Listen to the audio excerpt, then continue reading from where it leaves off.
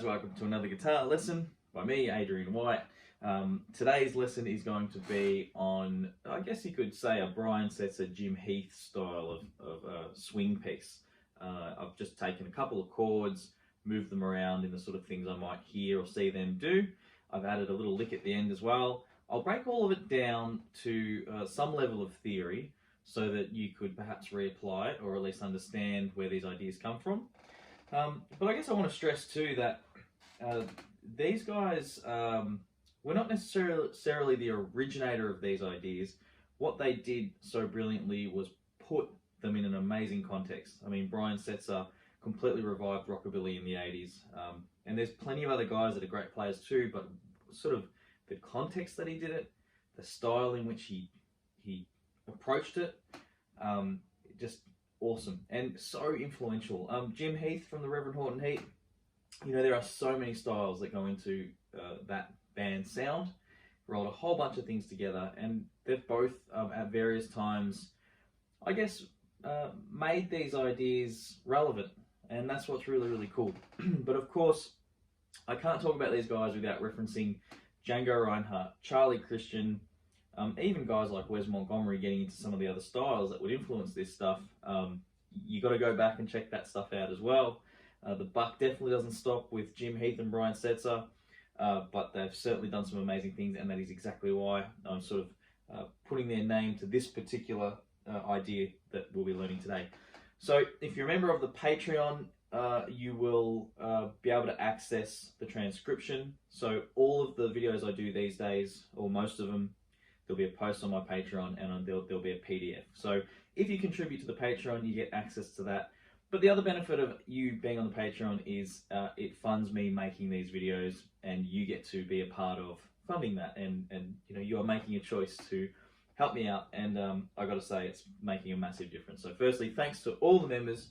I'd also like to quickly thank Mustang, Daniel Buss, if that's the right way to say it, and PJ Segerson. Hopefully that's the right way to say that as well. Guys, thank you so much for joining, absolute legends. And also one more thing, there's a community growing on Discord, a lovely bunch of people. They're so lovely, so supportive. Everybody's been talking amongst themselves and helping each other out, and just all continuing to learn together. So really worth checking out that stuff. But anyway, I've spoken enough, guys. Let's get to the lesson. If you grab your transcription, great. If not, you'll be able to learn this stuff anyway. This is also a way I like to contribute to the world. So I'm going to bring the camera over and let's get to work. Thanks for watching.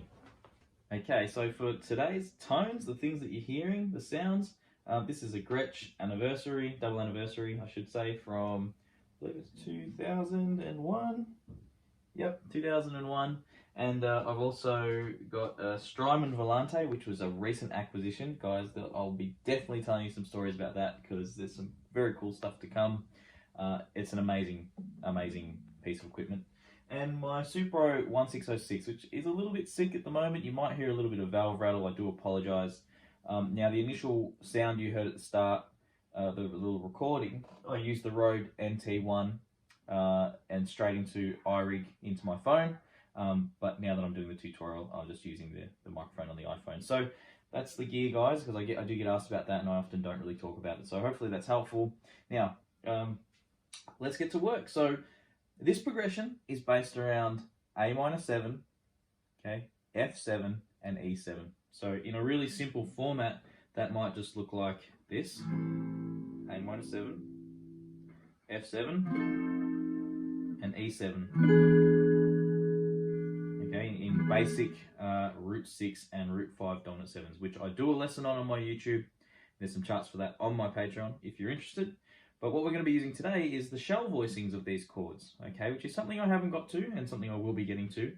However, if you've checked out any of the swing lessons, these are the kind of chords that you use, so quite standard. So this is the A minor 7. We're playing the 5th fret of the 6th string, the 5th fret of the 4th string, and the 5th fret of the 3rd string. We're blocking the 5th string so we get a dead sound when we hit it. Now what I'm doing here is I'm just strumming down, and I'm pulsing on each beat. So what I mean by pulsing is I'm squeezing my fingers and then relaxing them. 1, 2, 3, 4. Because we don't want this. Doesn't doesn't sound like that. We want this nice and loose grip on the pick. You also don't want, I don't want to make the sound that makes it's just stiff, okay? So we just want to be nice and relaxed. Okay. You might even kind of brush instead of sort of strike, if that makes sense. Now, the next chord being an F7, we could also think of the standard way of playing an F7 to be like this, because you may have learnt a C7 like that. Okay, C major, C with a flat 7 there. It's now a C7. Pretty funny that when you call a chord a 7, for example, a C7, it actually means that the 7th degree we are adding is a flattened 7. I don't know why that happened, but that's what it actually means. If we were playing a regular 7, it would actually be in the major scale. It would be a B natural, for example, and it's that very happy sounding chord. But a C7, that 7th degree has been lowered one, and it's that jazzy kind of sound. So that chord there is a C7. If we take that up to the 8th fret, that's our F7. Okay. Okay. So from here, if we played the chord like this and we didn't worry about the 2nd string, we'd have an F7. If I lift up my 2nd finger and put it on the 6th string, we lose the note F. We actually lose the root note of the chord, but it doesn't matter. It sounds cool, okay? Now, if we've come from that A minor 7, before I talk about the fingers, I would probably slide the pinky up to the 8th fret there, put the 3rd on the 6th string, and put the 2nd, okay, on the 7th fret of the 4th string, just like that. Very more economic. Slide the pinky, switch these two. Your 2nd finger will naturally go to the 7th fret. Alright, and then we drop it back, and here's our E7. If that's a way we can play an F7, move it back a semitone, it's going to be an E7. And just 2 each of those. Okay, so 1, 2, 3, 4, 1, 2, 3, 4. Okay, so that's one variation. Now I've given you 3, but it doesn't mean you have to play it, you know, these kind of chords this way. You could hang about there and play a bunch of chords. The idea is though that I'm giving you some variations so you understand how they occur. So also just to mention, you might see this chord called an F7/C because the note in the bass is actually a C.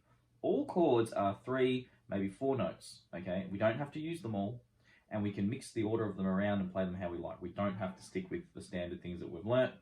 Comes with learning a bit of theory, but can be very good fun. So this is A minor 7, F7, E7, okay? Or that would be an E7/B, okay?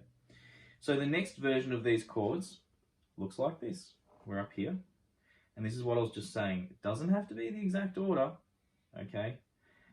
This is an A minor 7, a valid A minor 7, but we're going to be using G, C, E, and A in that order. You may like to hit the 5th string open. Okay, the only problem with that is we can't move that chord around. If you said I want to try and play a B flat minor 7, we don't get to use that open 5th string. So just for the sake of this lesson, I wouldn't worry too much about that open 5th string. Just understand this voicing being an A minor 7 because it's simply taken from that root 6 chord, just dropping these 3 strings. So we're just playing across there and 4 strums of that. So 1, 2, 3, 4. Now if we think about that F7 we played before, we could turn that into an F9, or we could bridge it right across, and it's still an F9, but it just has an extra note from the chord on the tip. Alright, what we're going to do though is we're actually not going to worry about the 5th string, we're going to play it like this. So we're going to go 3, 4, put your 1st finger on the 7th fret, and bar your 2nd finger across the 8th. It's a very jazzy way of playing it. Now what we're going to do here is drop back to the E7, but this time we're going to flatten our 1st finger right across, so we've got 6, and we need the 6th fret on the 2nd string. Okay, I'm going to put my 2nd finger on the 7th fret there, and I'm going to put my 3rd finger on the 8th fret there. Okay, so this is an E7, flat 9, sharp 5. Okay, I can teach you really quickly why, but I do not want you to panic if you don't understand. If we take the 7 notes of a major scale E in the case of E, we would have E, F sharp, G sharp, A, B, C sharp, D sharp, and E. Okay, if we take that D sharp and make it a D natural, okay, that's our flat 7. An E dominant 7 utilizes the 1, the 3, the 5, and the flat 7. So that's an E7 chord. When we add, so I'm going to take just those two notes. Let's not worry about this one or the fifth note, 1, 2, 3, 4, 5. We're just going to take the third, we're going to take the flat 7. Okay, now this note here is an F, okay, not really part of the chord. So this is an E7, but F sharp would have been what we could think of as our second note in the scale, E, F sharp, or we could take it to the top and think of it as the ninth. 1, 2, 3, 4, 5, 6, flat 7, the 8, and our 9, okay? So when we did the F9 chord, that was the 9 in relation to the F. With this particular chord, that would be the 9 in relation to E, the F sharp, but we're actually using the F natural. So we've got the third, we've got the flat 7, and here's the flat 9, because we took our 9 and we lowered it, okay? So that, guys, is an E7 flat 9. Similarly, with the 5th degree of an E, 1, 2, 3, 4, 5, being a B, there's a B up there as well. We raise it 1, sharp 5. So we've got an E7, flat 9, and a sharp 5. E7, flat 9, sharp 5. Then we get rid of that note and play the B there. So we've literally just played an E7, flat 9, sharp 5 to just a regular E7, flat 9. Okay, because that B natural is a regular note to an E7, flat 9. We don't need to call it anything fancier than E7, flat 9 now. So that little bit. Okay, the next chord we're going to play for the third variation of this is, it actually is a C major 7 on its own. But when we compare that with an A minor, it becomes an A minor 9, okay? Because C is the flattened third of A, E is the fifth of A, G is the flattened 7 in regards to the key of A, and B is the ninth, okay? If I played in the key of A, B, C sharp, D, E, F sharp, G sharp, A, and then B. Well, in the minor sense, we need A, B, C, which is flattened, a flattened version of the C sharp. So A, B, C, D, E. The F would be in the minor scale, which would be a flat 6. Anyway, the point is, sorry, our flat 7 here is on the G. That would normally be the G sharp in A. So the notes that we draw from to play an A minor are actually very much the same as the C, but in relation to A, we all these flats, if that makes sense. So that 9 is there. So that is an A minor 9. So we play that 4 times. 1, 2, 3, 4. Then we're going to go up to here, play an F7, just a regular F7. There's the flat 7 there, the E flat, the A, C, and the F. And then we're going to play this E augmented chord. Okay, E7 augmented, or E augmented 7, I should say. So, just like with the F7, we're starting with the flattened 7th degree of F, and then we're going to do the same for E. So we've got the flattened 7, the third. This would be the 5th degree, but we're raising it. Okay, so we're getting the sharp 5 there, and that's just the E on the top, which is just the root note. So 12, 13, 14, 13, and 13. Sorry guys, just to clarify, fret-wise with the last couple of chords, I'm sure you can see it clearly, and I did sort of walk through them, but we're barring across the 5s for the previous example. I did show you those ones. For this one here, 10th fret, 9th fret, 8th fret, and 7th fret. My apologies. My brain doesn't really quite work in a linear fashion, and I do plan the lessons, but sometimes it just runs ahead. So 10, 9, 8, 7, and then bar our first finger across 13, add your second to the 14, drop back 1, add the third finger in there at the 13th fret. Okay, there's our E7 sharp 5, or E augmented 7, you could also call it. Then we're up to the last part, which is the lick. And let me tell you, the licks draw very much from the same theory as the chords. So we're walking in from the flat 5 of A minor, think of blues scale.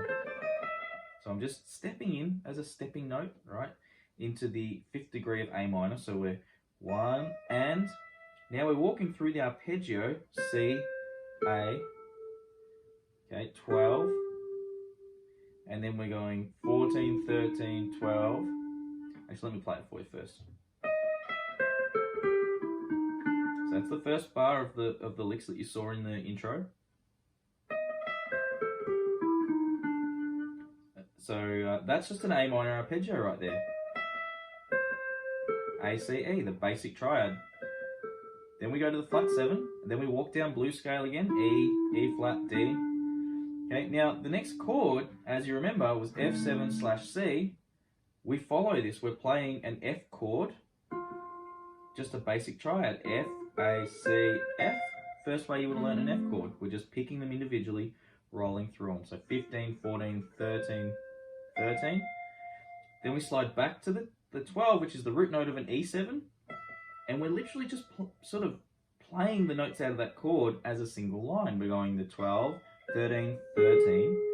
Then we play the 10, which is an F again, which, guys, was that same F from before. We're arpeggiating an E7 flat 9 here.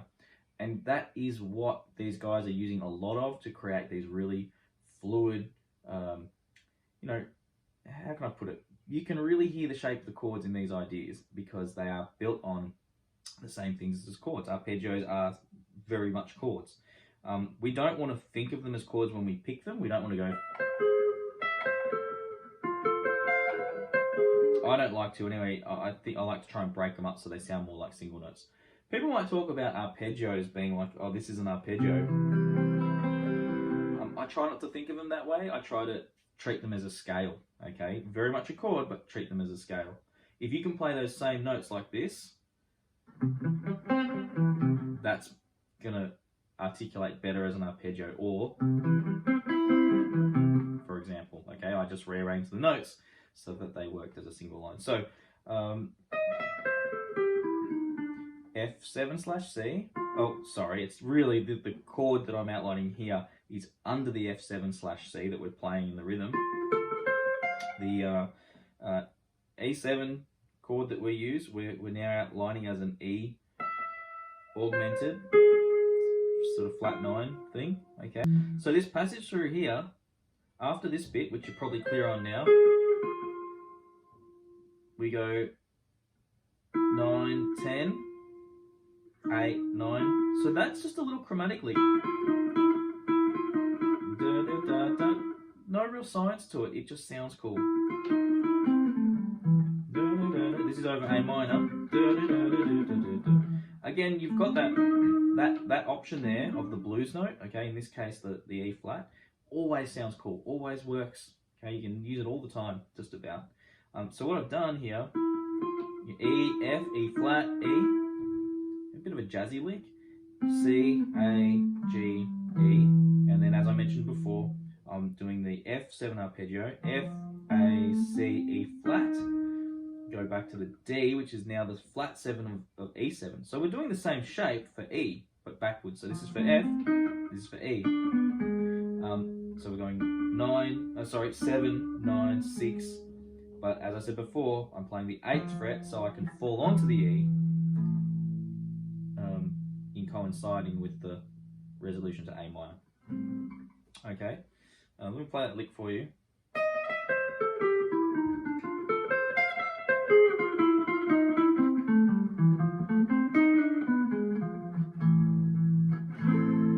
And then we could finish by playing an A minor 9. Okay, another way to play an A minor 9. So we've got this chord where we go 5, 5, 5, 9.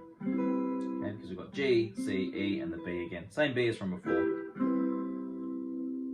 Okay, so that's the whole passage, guys. So that's it, guys, in terms of the lesson. Just a few more things thinking about Brian Setzer and Jim Heath. Those guys, you know, really clearly designed some of their ideas with arpeggios within some of their tunes. If you think of tunes like Let's Live It Up It has a wonderful solo. I don't know it, I can't remember it, I learned it a long time ago, but something like those passages where you can really hear the chord, that you can hear the notes moving through the chords.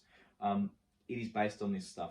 I do a lesson on arpeggios, a couple, really worth checking out. And if you are a member of the Patreon, you can grab the PDFs that walk through the basic arpeggios. If you can get a grasp of what notes go into chords and find them throughout the fretboard, that's really helpful, but it is a big undertaking. So use your ears, learn these ideas and then use your ears. You'll find, if you make up your own progressions, you might be able to get a grasp of how to do this kind of thing just by listening and taking your time and working through.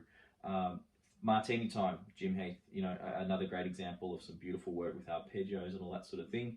And that's kind of the vein. I didn't want to do a copy paste of one of their things. I wanted to create something that I could talk you guys through. Also, no copyright issues. Not that it's a big issue for me, I guess.